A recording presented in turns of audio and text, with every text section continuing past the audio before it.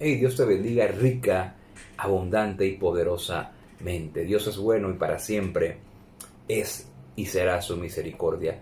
Hoy quiero compartirte una palabra que ya por varios meses está dando vuelta en mi cabeza y que quiero compartirte. Solo que le pido a Dios la suficiente sabiduría, la suficiente dirección de lo alto para poder expresarlo de una manera sabia, de una manera prudente y respetuosa. Esta palabra la he denominado la teología de la motivación o la famosa teoría motivacional. Y comienzo con una palabra que está en Romanos. Vamos a buscar Romanos 12:2,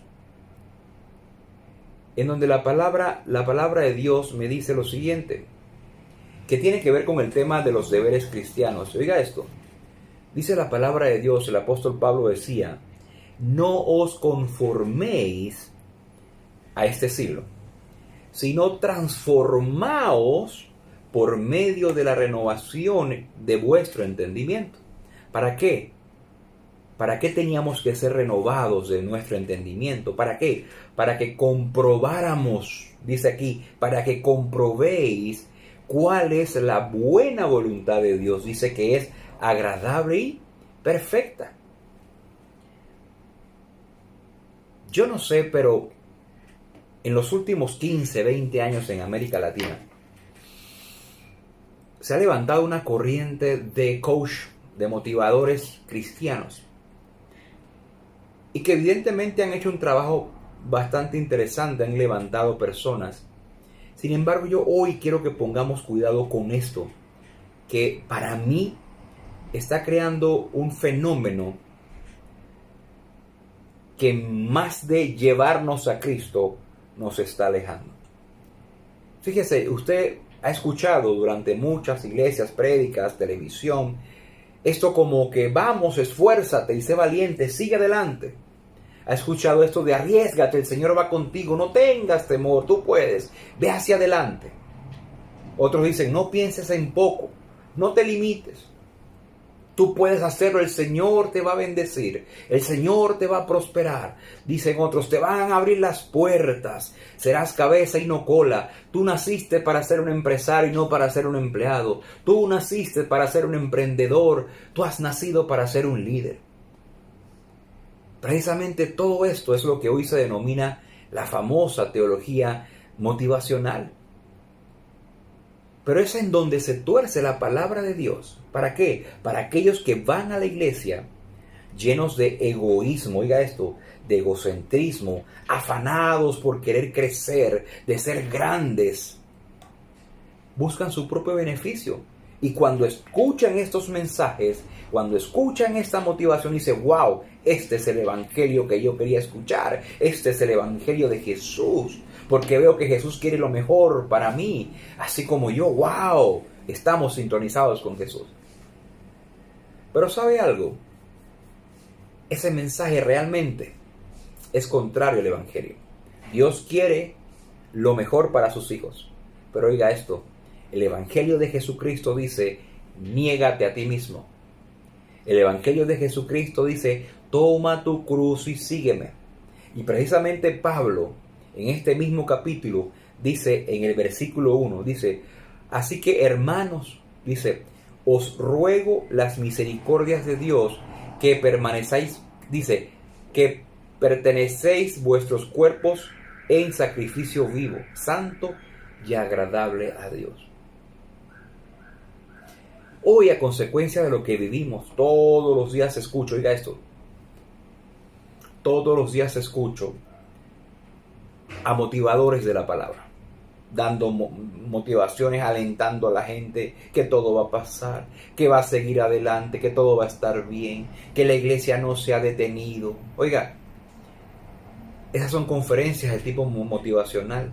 ¿Y saben qué? La han disfrazado de cristianismo. ¿Para qué? Para hacer crecer esas instituciones religiosas, a costa de que todo va a estar bien, pero de una manera totalmente alejada a la palabra de Dios.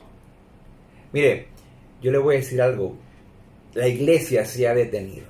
Claro que se ha detenido. ¿Y sabe algo más? la iglesia no tiene poder de hacer nada. Ni los pastores, ni los religiosos, ni los curas. ¿Sabe por qué? Porque nadie tiene el poder para frenar nada.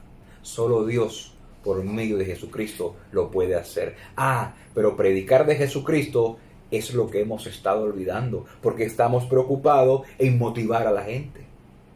Mire, Jesucristo, solo Él puede cambiar las cosas. Solo Él es garantía, oiga esto, de vida y de muerte. Pues como dice la palabra de Dios, hasta morir en Cristo es ganancia. Ojo, siempre y cuando tengamos a Jesús en nuestros corazones. Pero es que de esto no se quiere predicar porque asusta, aparte de que no va a llenar esos lugares, y es mejor predicar lo que la gente quiere oír. Mire, quiero que veamos esto. ¿Qué es lo que dice la palabra de Dios? Oiga, refiriéndose a Jesús. En Colosenses 1, 16 y 17 dice la palabra de Dios: porque en Él, en Jesús, fueron creadas, dice, todas las cosas, las que hay en los cielos y las que hay en la tierra, dice, las visibles e invisibles. Dice, sean tronos, sean dominios, sean principados, potestades. Dice, todo fue creado por medio de Él y para Él. Y dice, y Él es antes de todas las cosas, y todas las cosas en Él subsisten. Más adelante en Juan, no recuerdo ahora mismo el versículo, pero es Primera de Juan, habla de que todas las cosas fueron hechas por Él. Y sin Él, dice, nada hubiera sido hecho posible. Pero ¿qué es lo que pasa hoy? Es que hoy se motiva diciendo, si tienes a Jesús, te garantizo que la enfermedad no va a llegar a tu vida.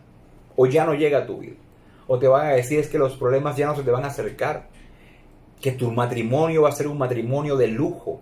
Que tus finanzas volarán, wow. Que Dios va a multiplicar de una manera sobrenatural. Que tu familia estará blindada de todo mal, como si estuvieran metidos en una burbuja. En fin, se dice lo que la gente quiere escuchar. Hombre, hasta yo lo quiero escuchar. Pero hoy se oye la motivación, mire esto, de los panes y los peces, de la abundancia, de la multiplicación. Pero hoy muy poco se predica sobre niégate a ti mismo. No, eso no se predica. Hoy se predica muy poco del toma tu cruz y sígueme, como dice Jesús. ¿Sabe por qué? Porque hay una motivación que solo ofrece beneficios y más beneficios. ¿Y sabe algo? Hasta ridículos. Hablando con seriedad, hasta ridículos. Y usted ve cómo se llenan esos lugares y la gente levanta la mano y gritan emocionados, que obviamente cuando se recibir de trata. ¿Y sabe qué aflora ahí? El egoísmo de la gente. ¿Sabe por qué? Pues lo que ellos están oyendo los emociona porque directamente los atañe a ellos, a él o a ella. ¿Sabe por qué? Porque redunda únicamente en su propio beneficio. Y fíjese, esos lugares se llenan de gente que ven a Jesús como una fuente netamente de beneficio y de satisfacción. Pero ¿sabe algo? Esos lugares no tienen creyentes. ¿Pero por qué? Porque así se los han vendido por muchos años.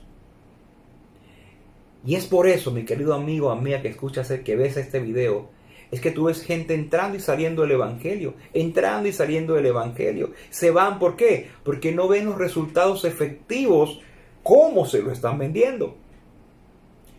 ¿Por qué? Porque se mantuvieron aferrados a una esperanza producida netamente por una motivación torcida de la palabra de Dios. Y es por eso, y duele en el corazón, en que hay mucha gente tibia que siguen guardando sus esperanzas en la motivación y no en Cristo Jesús. Y usted ve, para terminar de rematar, cómo esos beneficios se concentran curiosamente más en los motivadores, pero no en todas las personas que oyen o siguen ese motivador. Quizás hoy voy a caer mal, pero déjeme decirle algo. Mire, Dios es Dios. Dios es Dios de grandezas. Dios es Dios de maravillas. Dios es Dios de milagro, de bendición, de abundancia, de prosperidad, de sobreabundancia, de salud. Sí, ese es Dios. Pero no así como en los últimos 20, 25 años nos los han querido vender en América Latina. No, así no es. Mire, hoy se utiliza la palabra de Dios y vuelvo y le digo, perdóneme si no le gusta lo que le estoy diciendo, comentando. Sé que más de algunos se va a molestar, pero fíjese, hoy todo se circunscribe en una prédica motivacional. Oiga esto, llena de héroes de la Biblia. Que si la descendencia de Abraham iba a ser como el de las estrellas, como las estrellas de los cielos, como la arena del mar. Que si José, pese a lo que pasó con sus hermanos, Dios lo llevó a un puesto como al lado de un rey del faraón. Que tú serás cabeza y no serás cola. Que David hizo esto, hizo aquello. Que Salomón hizo esto, hizo aquello. Que si Ruth o Esther hicieron aquello, fueron intercesoras y Dios hizo. Pero no sé si se han dado cuenta que todo se circunscribe en motivar a todo asistente a recibir las promesas de Dios como si estuviesen en promoción, 2 por 1. Pero ¿sabe algo? No oigo a nadie o muy pocos hablar de cómo era Jesús y cómo era su ministerio. Y quiero dejar esto claro, la Biblia a mí no me exhorta, no está en la palabra, no me exhorta a pensar como Abraham, ni a pensar como Pedro, ni a pensar como Juan, ni como David, ni como Salomón. No. La Biblia expresa como enseñanza las vivencias y las vidas consagradas de cada uno de ellos que mencioné y de otros muchos más. De cómo ellos fueron obedientes y también desobedientes delante de Dios. Pero Dios, por medio de su Espíritu Santo, inspiró a estos hombres para plasmar lo que hoy llamamos la palabra de Dios. Pero présteme atención. La palabra de Dios, eso sí me lo dice, me exhorta a tener la mente de Cristo. En otras palabras, me dice la palabra de Dios, tú piensa como Jesús. Es más, el mismo Jesús que dijo, sed imitadores de mí. Pero no veo que este sea el centro de las prédicas que no son motivacionales. Pues fíjese, ser como Cristo choca con el excesivo abuso de los beneficios y satisfacción de las personas que se tratan de motivar. Y mire, se prefiere buscar en toda la palabra de Dios a cualquier discípulo, profeta, intercesor, sacerdote, rey, hasta el burro que llegó a Cristo. ¿Para qué? Para aplicar la motivación de la prosperidad, del que todo va a estar bien. Quiero que veamos esto. Asumamos en este momento el pensamiento de Cristo, como me lo plasma la palabra de Dios. Y sabe algo, mire, contrastémoslos con el discípulo de hoy. El discípulo de hoy, el discípulo motivado, necesita un beneficio directo del Evangelio. Es decir, resolver una situación y se les dice que si aceptan a Jesús, todo irá bien. Y lo llenan de una fe expectante a cambio de algo. Usted sabe a qué me refiero. Y esto pareciera ser más importante que la salvación, más importante que el arrepentimiento, más importante que el servicio a los demás, más importante que resistir a las tentaciones para no caer una y otra vez en el pecado, más importante del que toma tu cruz y sígueme, más importante de que a causa de mi nombre te van a maldecir, a causa de mi nombre te van a perseguir, y a causa de mi nombre hasta la vida te puede costar. Y solo se acuerdan de la oración de salvación al principio. Pero en la formación del discípulo, en ese proceso de formación, lo van atiborrando de una teología motivacional. Que más allá de hacer un creyente, oiga esto, más allá que de hacer de esa persona un creyente o un discípulo de Cristo, se vuelven seguidores del motivador. Y hasta eso hemos llegado. La mente de Cristo se levanta por encima de esta vida y de cualquier ambición material y miserable de este mundo. ¿Sabe por qué? Porque él no pensaba, ni actuaba, ni hablaba como generalmente hoy se está predicando en esta época. Mire, Jesús tenía una mente humilde. Yo hoy veo con mucho dolor la falta de humildad de algunos doctos, de algunos ilustrados y muy estudiosos de la palabra o de la ley de Dios. Para ser imitadores de Jesús debemos tener una mente humilde, la cual muchas veces no estamos dispuestos a tener. Mire, la teología motivacional solamente nos lleva al querer, querer, querer y querer. Y sabe que muy poco al entregar. Y la mente de Cristo nos lleva a servir, a despojarnos, a entregarnos. Y hoy estamos motivados más por las riquezas materiales. Ponga cuidado con esto. Usted sabe que no le estoy mintiendo. Mire, Jesús se despojó hasta de las riquezas celestiales para venir humildemente a darnos salvación, a vivir como un hombre, como un mortal más como tú y yo, y a morir en una cruz por usted y por mí. Jesús incluso pudo exaltarse a sí mismo y no lo hizo. En lugar de eso, se hizo un siervo, un servidor, y era un maestro, pero él prefirió ser siervo. Tener la mente de Cristo es saber huir de las tentaciones que nos llevan al pecado. Y es que hay que tener claro, y esto hay que predicarlo mucho, todos caemos en eso, en tentaciones. Y lo que hay que tener claro es que el pecado no agrada a Dios.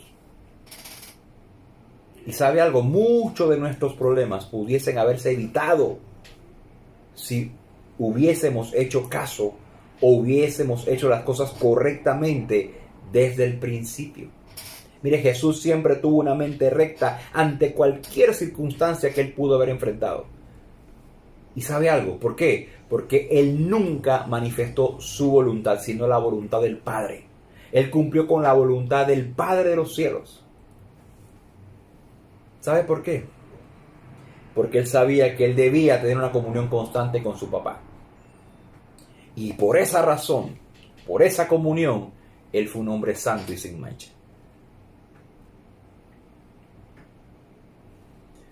En Santiago, la palabra de Dios me dice que debemos acercarnos más a Dios, dice, y alejados de las cosas del mundo, para que nuestra mente, oiga esto, sea pura como la de Jesús. Mire, Jesús tenía una mente de oración. Él oraba a menudo. Y si el creyente de hoy no posee una vida de oración ferviente y constante, entonces está rechazando la dirección divina y por ende confiando en su propia sabiduría y no en la de Dios.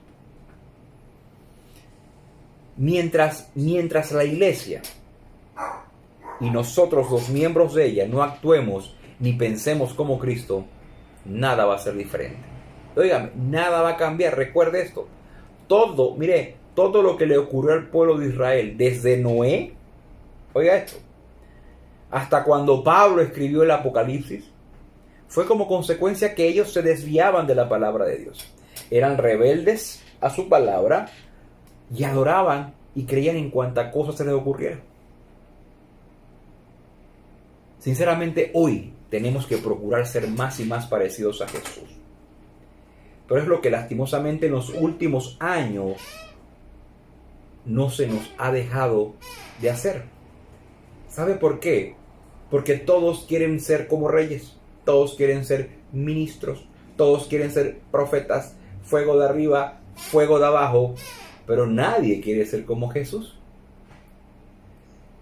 Y hoy debemos preocuparnos por predicar más de cómo Jesús hizo las cosas. Preocuparnos de predicar de cómo Jesús anduvo mientras estuvo en la tierra. Procurarnos de vivir más como Él. Y solo así, oiga esto, tendremos la autoridad de Dios, del Padre, dada a través de Jesús.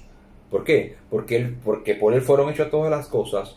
¿Para qué? Para poder ver su gloria y su majestad en este tiempo y en los tiempos que se avecinan. Porque, ¿sabe algo? Hoy más que nunca necesitamos más de Él. El creyente o el discípulo de Jesús debe amar e irradiar amor por los demás. Mire, Él nos amó tanto que Él se entregó por nosotros. Entonces nosotros debemos amarnos los unos a los otros. Tratar a los demás como quisiera que nos tratasen. Ayudar a las personas. Leer las escrituras. Mire, muchos quieren Dios dame, yo Dios quiero, pero no están dispuestos a entregarse por otros. Ayudar a otros. Primero satisfacen su necesidad. Así trabaja el reino de los cielos. Preocúpate además por ser un creyente instruido, leer las escrituras. Sé humilde. Atrévete a enfrentar tu orgullo y tu soberbia. Eso no sirve. Aprende a pedir perdón cuando tengas que hacerlo. No juzgues a los demás y ten un corazón noble. Así es Jesús. Mire, Dios es Dios de promesas. Y Dios quiere darnos todo conforme a sus riquezas y glorias en Cristo Jesús. Es decir, conforme a su voluntad. Pero debemos saber y estar claro que en esta tierra, en este mundo, tendremos que atravesar muchas situaciones.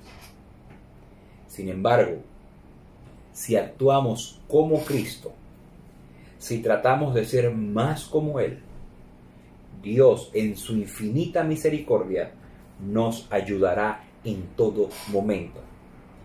Y con la mayor esperanza de saber que habremos ganado la salvación de nuestras almas para la vida eterna. Dios te bendiga. Esto es Construyendo Maures.